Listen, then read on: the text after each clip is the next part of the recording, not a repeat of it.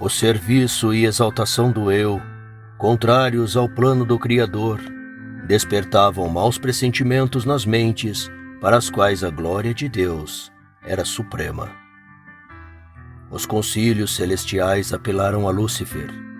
O Filho de Deus apresentou-lhe a grandeza, a bondade e a justiça do Criador e a sagrada e imutável natureza de sua lei. Deus mesmo havia estabelecido a ordem no céu, e afastando-se dela, Lúcifer desonraria ao seu Criador, traria ruína sobre si. Mas as advertências feitas com infinito amor e misericórdia unicamente despertou um espírito de resistência. Lúcifer permitiu que prevalecesse a inveja para com Cristo e tornou-se mais determinado. O orgulho de sua própria glória alimentava o desejo de supremacia. As elevadas honras conferidas a Lúcifer não foram apreciadas como um dom de Deus e não despertavam gratidão para com o Criador. Eles se gloriavam em seu resplendor e exaltação e aspirava a ser igual a Deus. Era amado e reverenciado pela hoste celestial. Anjos deleitavam-se em executar suas ordens, e ele estava revestido de sabedoria e glória acima de todos eles. Todavia, o Filho de Deus era reconhecido soberano do céu, um em poder e autoridade com o Pai.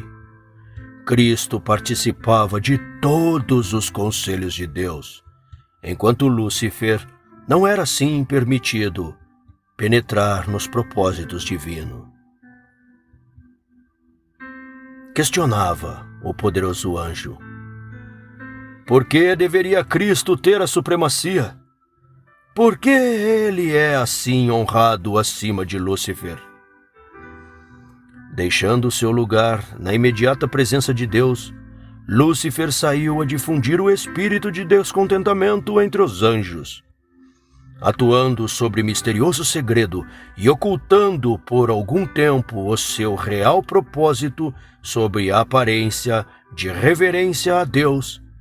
Esforçou-se por despertar insatisfação com relação às leis que governavam os seres celestiais, sugerindo que elas lhes impunham desnecessárias restrições.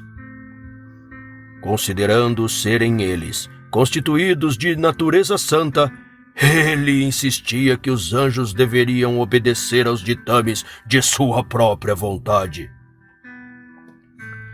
Procurou atrair as simpatias para si, apregoando que Deus o tratara de maneira injusta ao conferir suprema honra a Cristo.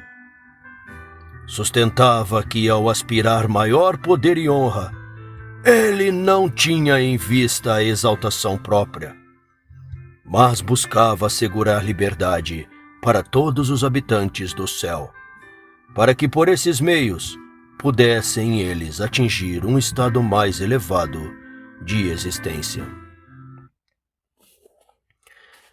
Deus, em sua grande misericórdia, suportou longamente a Lúcifer. Esse não foi imediatamente destituído de sua posição elevada, quando a princípio condescendeu com o espírito de descontentamento, nem mesmo quando começou a apresentar suas falsas reivindicações diante dos anjos fiéis. Durante muito tempo, ele foi mantido no céu. Repetidamente, foi-lhe oferecido perdão, sob condição de arrependimento e submissão. Esforços que apenas o amor e a sabedoria infinitos poderiam idear, foram feitos no intuito de convencê-lo de seu erro. O espírito de descontentamento nunca havia sido conhecido no céu. O próprio Lúcifer não conseguiu ver no início para onde estava se dirigindo.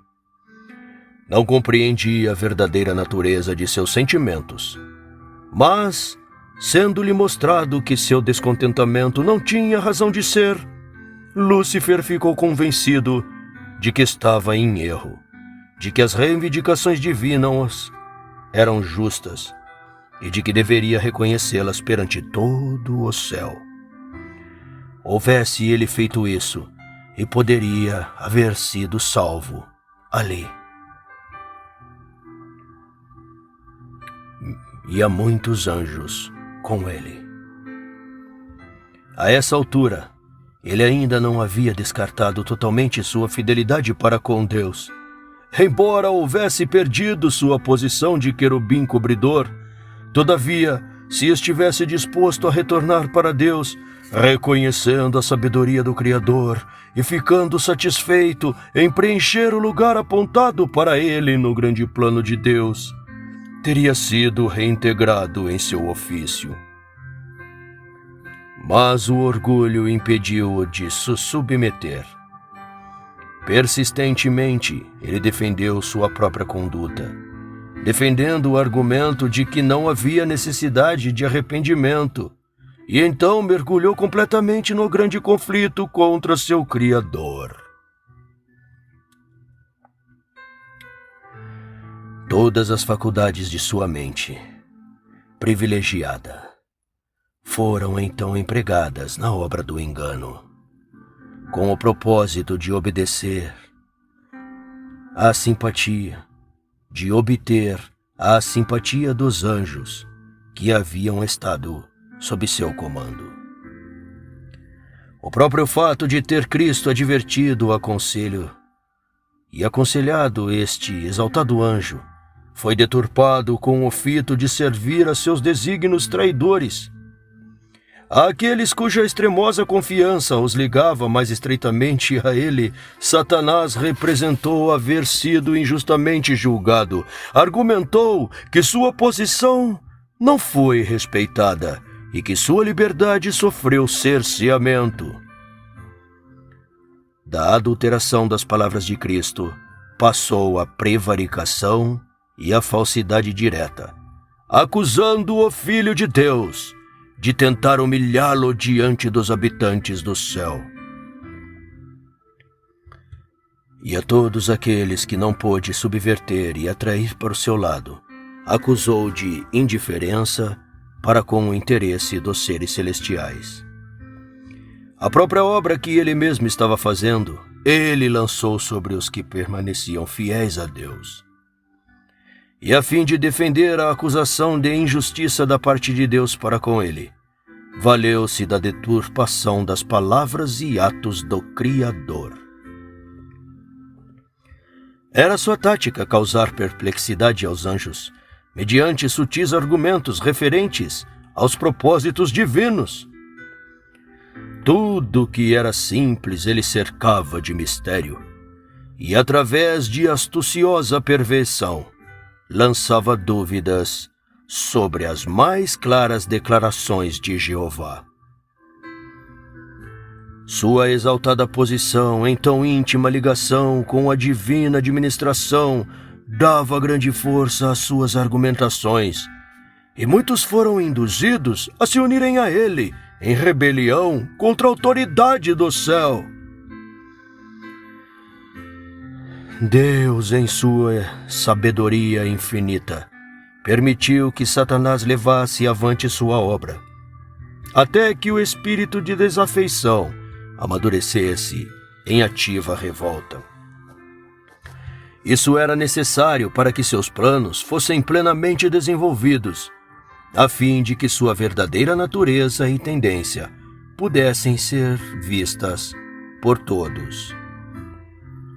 Como querubim ungido, Lúcifer fora exaltado altamente, grandemente amado pelos seres celestiais. Sua influência sobre eles era forte. O governo de Deus incluía não somente os habitantes do céu, mas os de todos os mundos que ele havia criado. E Satanás pensou que, se ele pudesse levar os anjos do céu à rebelião, poderia também fazê-lo com os outros mundos. Ele havia apresentado astuciosamente seu lado da questão, empregando sofisma e fraude para garantir o atingimento de seus objetivos. Seu poder para enganar era muito grande, e disfarçando-se sobre o manto da falsidade, pôde conseguir vantagem. Mesmo os santos anjos leais não podiam discernir plenamente seu caráter, ou ver para onde sua obra estava se dirigindo. Satanás havia sido altamente honrado, e todos os seus atos foram tão envolvidos em mistério que era difícil expor aos anjos a verdadeira natureza de sua obra. Antes que se desenvolvesse completamente, o pecado não apareceria em sua verdadeira malignidade. Até ali, ele não acontecera no universo de Deus, e os seres santos não tinham qualquer concepção de sua natureza e perversidade. Eles não podiam discernir as terríveis consequências que resultariam de se proscrever a lei divina. Satanás tinha, a princípio, ocultado sua obra sob uma especiosa profissão de lealdade a Deus. Ele afirmava estar procurando promover a honra de Deus, a estabilidade de seu governo e o bem de todos os habitantes do céu, enquanto instilando descontentamento no espírito dos anjos sob suas ordens. Ele astuciosamente fazia com que parecesse estar buscando remover a insatisfação. Quando insistia que deviam ser feitas mudanças na ordem e nas leis do governo de Deus, era sob a alegação de serem elas necessárias à preservação da harmonia no céu. Em seu trato com o pecado, Deus podia apenas empregar a justiça e a verdade. Satanás podia utilizar aquilo de que Deus não se valeria: adulação e engano. O inimigo buscara falsificar a palavra de Deus e representar falsamente seu plano de governo perante os anjos, dizendo que o Senhor não era justo em promulgar leis e regras aos habitantes do céu, que ao exigir submissão e obediência de suas criaturas, estava simplesmente buscando exaltar a si mesmo. Portanto, deveria ser demonstrado perante os habitantes do céu e também todos os mundos criados que o governo de Deus era justo e sua lei era perfeita. Satanás tinha feito parecer que estava procurando promover o bem do universo.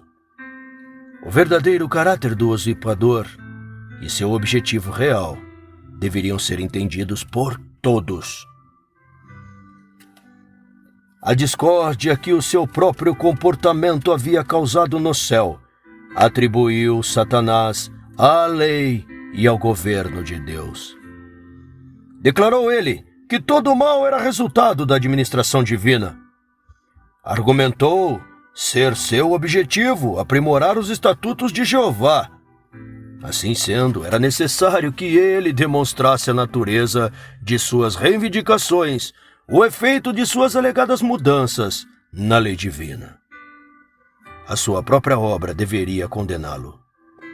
Satanás afirmou desde o início não estar em rebelião. Todo o universo deveria constatar o desmascaramento do enganador. Mesmo quando foi decidido que ele não mais poderia permanecer no céu, a sabedoria infinita não destruiu a Satanás. Uma vez que apenas o serviço de amor pode ser aceitável a Deus, a lealdade de suas criaturas deve apoiar-se na convicção de sua justiça e benevolência. Os habitantes do céu e de outros mundos, não estando preparados para compreender a natureza ou consequências do pecado, não poderiam ter entendido na ocasião a justiça e a misericórdia de Deus na eventual destruição de Satanás. Houvesse ele sido imediatamente eliminado da existência, e eles teriam servido a Deus por mais temor, do que por amor. A influência do enganador não teria sido totalmente destruída, e nem o espírito de rebelião totalmente erradicado. Deus permitira que o mal maturasse integralmente. Para o bem do universo inteiro, através dos séculos intermináveis, devia Satanás desenvolver mais completamente seus princípios, a fim de que suas acusações contra o governo divino pudessem ser vistas por todos os seres criados sob sua verdadeira luz. Que a justiça e a misericórdia de Deus e a imutabilidade de sua lei pudessem para sempre ser postas além de toda dúvida. A rebelião de Satanás deveria ser por todas as eras vindouras uma lição para todo o universo. Um testemunho perpétuo da natureza e terríveis resultados do pecado.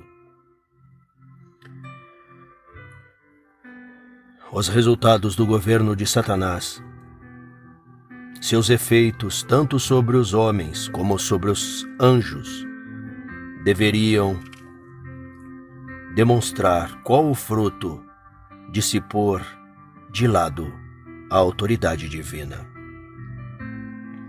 Eles atestariam que da existência do governo de Deus e de sua lei dependem o bem-estar de todos os seres que ele criou.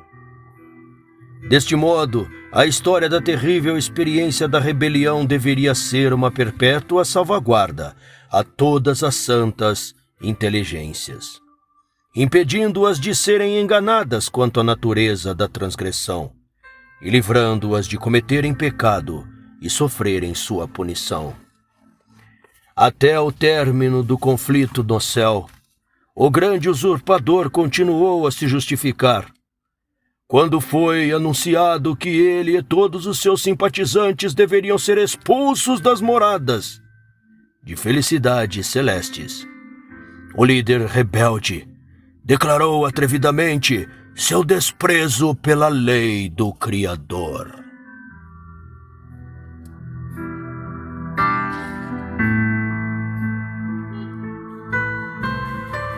Ele repetiu sua alegação de que os anjos não necessitam ser controlados, mas que deveriam ser deixados livres para seguir sua própria vontade, a qual sempre os conduziria retamente.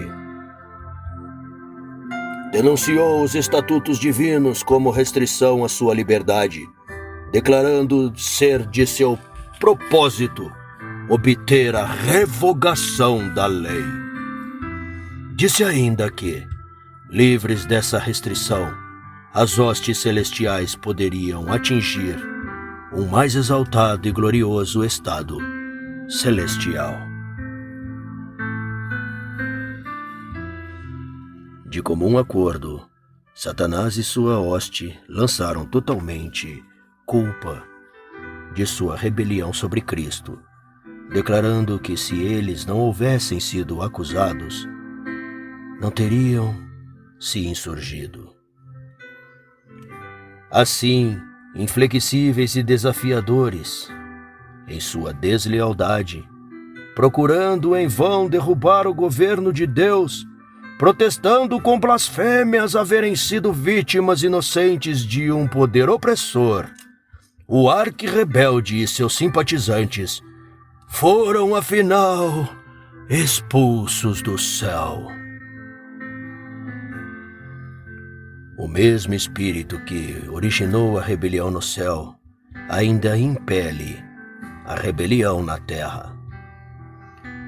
Satanás tem adotado para com os homens a mesma política seguida em relação aos anjos. Seu espírito agora impera sobre os filhos da desobediência. A exemplo dele, os homens buscam romper com as imposições da lei de Deus e prometem liberdade através da transgressão de seus santos preceitos. A reprovação do pecado ainda desperta o espírito de odiosidade e resistência. Quando as mensagens divinas de advertências são dirigidas à consciência, Satanás leva os homens a se justificarem e buscarem simpatia de outros para seus rumos pecaminosos. Em lugar de corrigirem seus erros, aborrecem-se contra aquele que os reprova, como se ele fosse a causa da dificuldade. Desde os dias do justo Abel até o nosso tempo, tal é o Espírito que tem sido manifesto com aqueles que se atrevem a condenar o pecado.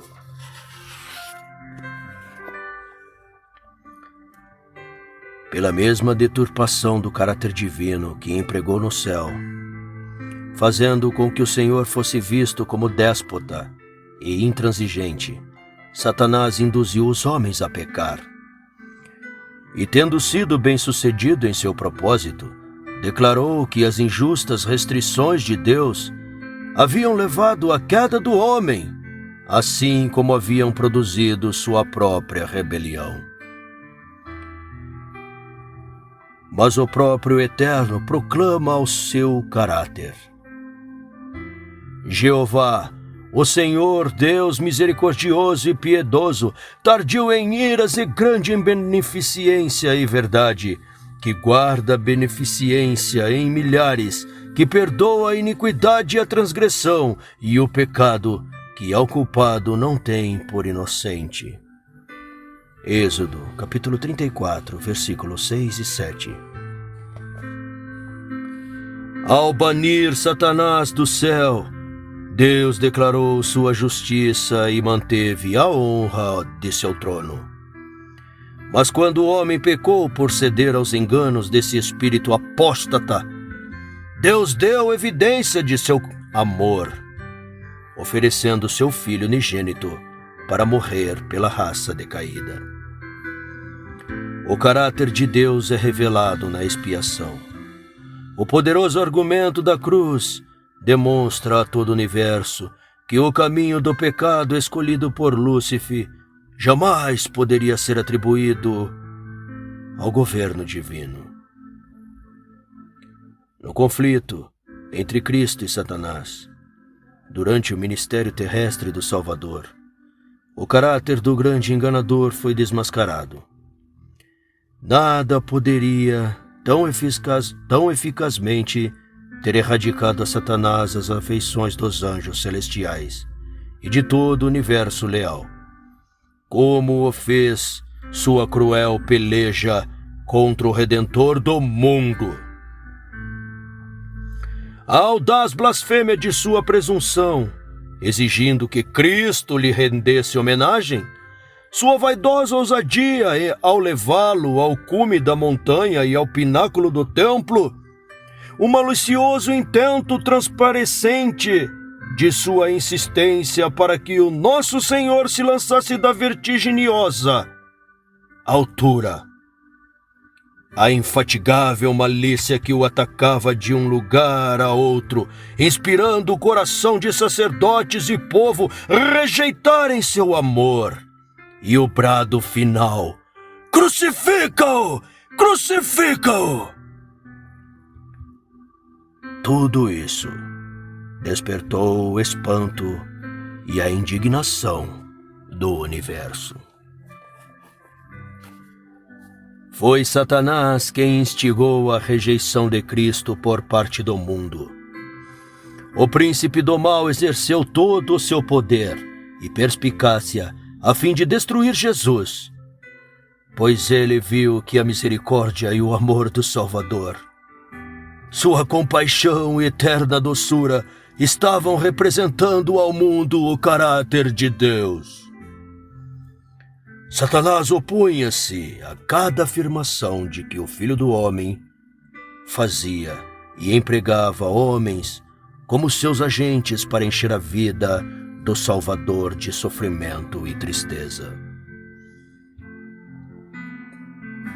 O sofisma e a falsidade, pelos quais procuravam embaraçar a obra de Jesus, o ódio manifesto pelos filhos da desobediência, suas cruéis acusações contra aquele cuja vida era de bondade, sem precedentes.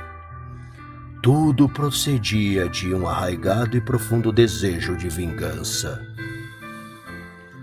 Os reprimidos fogos da inveja e maldade, do ódio e vingança, irromperam no Calvário contra o Filho de Deus, enquanto todo o céu observava a cena em silente horror. Quando o grande sacrifício foi consumado, Cristo ascendeu ao céu, recusando a adoração dos anjos até que houvesse apresentado o pedido: aqueles que me deste, quero que, onde eu estiver, também eles estejam. João 17:24. Então, com inefável amor e poder, veio a resposta do trono do Pai. E todos os anjos de Deus o adorem.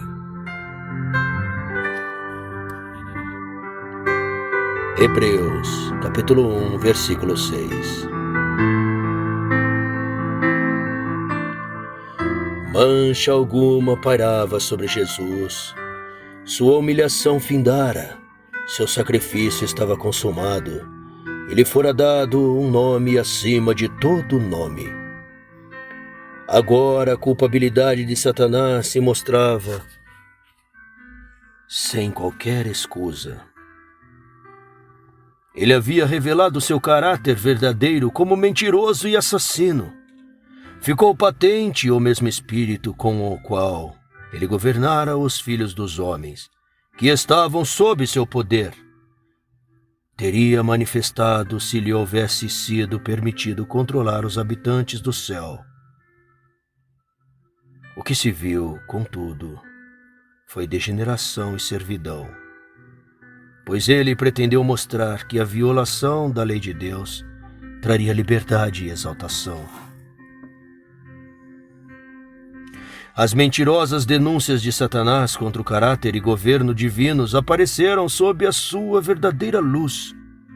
Ele acusara Deus de buscar meramente a exaltação de si mesmo, ao requerer submissão e obediência de suas criaturas, e declarara que enquanto o Criador exigia abnegação de todos os outros, ele próprio não a praticava e não fazia qualquer sacrifício. Agora ficou mais que claro que o governador do universo, para a salvação da decaída e pecaminosa raça, fez o maior sacrifício que o amor poderia empreender, pois Deus estava em Cristo, reconciliando consigo mesmo. 2 Coríntios, capítulo 5, versículo 19.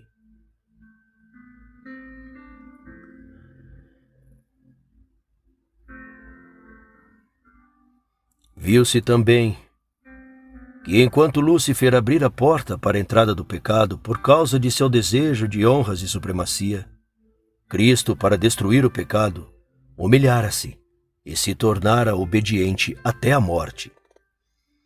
Deus havia manifestado sua aversão aos princípios da rebelião. Todo o céu viu sua justiça revelada, tanto na condenação de Satanás, como na redenção do homem. Lúcifer declarara que a lei de Deus, se ela fosse imutável e sua penalidade não pudesse ser remitida, todos os transgressores deveriam ser excluídos para sempre do favor do seu Criador. O maligno argumentara que a raça pecadora havia se colocado muito além do alcance da redenção e era, por conseguinte, sua legítima presa. Mas a morte de Cristo era um argumento irrefutável em prol do homem. A penalidade da lei incidiu sobre aquele que era igual a Deus, e o homem ficou livre para aceitar a justiça de Cristo, e por uma vida de penitência e humilhação, pôde triunfar, como o Filho de Deus vitoriou-se sobre o poder de Satanás. Assim, Deus é justo e justificador de todos aqueles que têm fé em Jesus. Mas não foi meramente para levar a cabo a redenção do homem que Cristo veio à terra para sofrer e morrer. Veio para engrandecer a lei e torná-la gloriosa.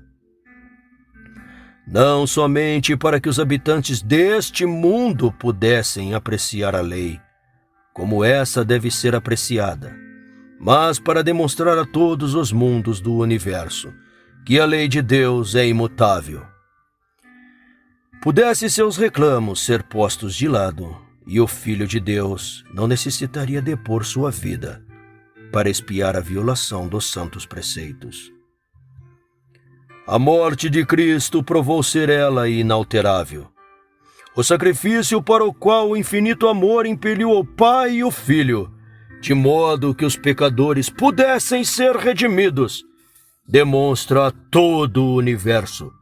E tão somente esse plano expiatório foi suficiente para realizar que a justiça e a misericórdia são o fundamento da lei e do governo de Deus.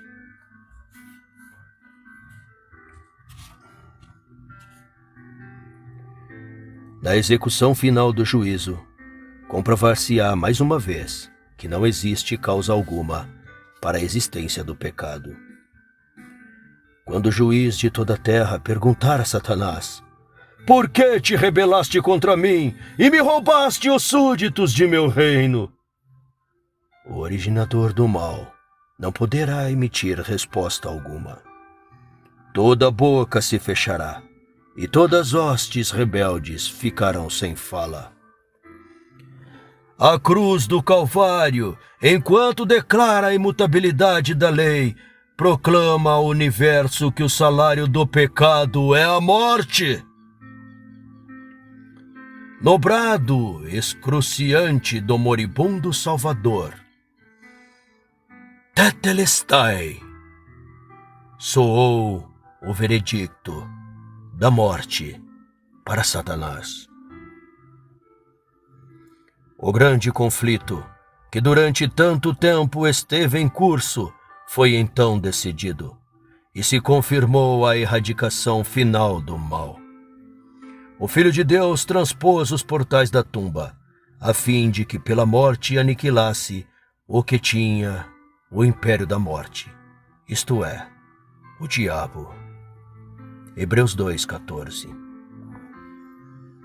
O desejo de exaltação própria de Lúcifer levara-o a dizer: "Acima das estrelas de Deus exaltarei meu trono, serei semelhante ao Altíssimo", declara Deus, "e te tornei em cinza sobre a terra, e nunca mais serás para sempre." Isaías capítulo 14, versículos 13 e 14. E Ezequiel capítulo 28, versículos 18 e 19. Quando vier aquele dia, ardendo como forno, todos os soberbos e todos os que cometem impiedade serão como palha. E o dia que está por vir os abrasará, diz o Senhor dos Exércitos, de sorte que eles serão deixados sem raiz e sem ramo. Malaquias, capítulo 4, versículo 1.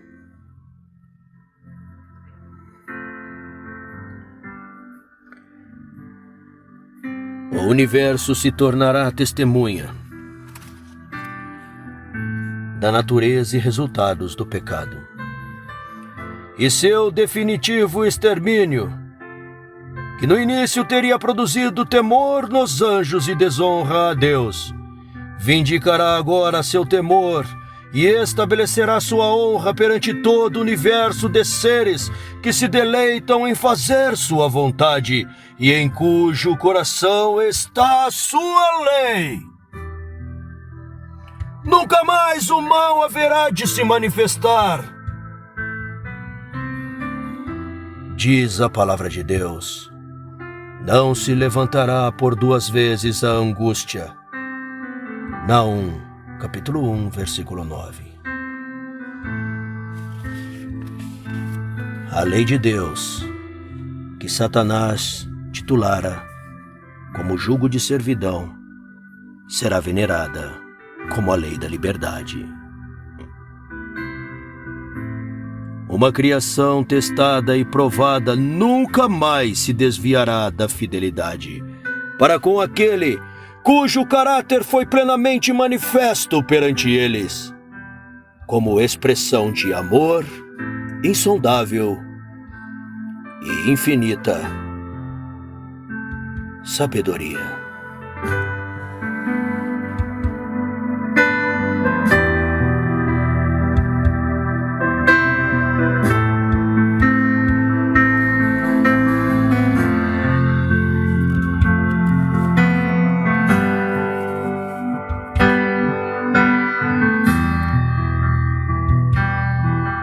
Continua no próximo capítulo. Obrigado por ouvir. Deixe seu like. Compartilhe com sua comunidade. Eu te encontro na próxima leitura. Shalom.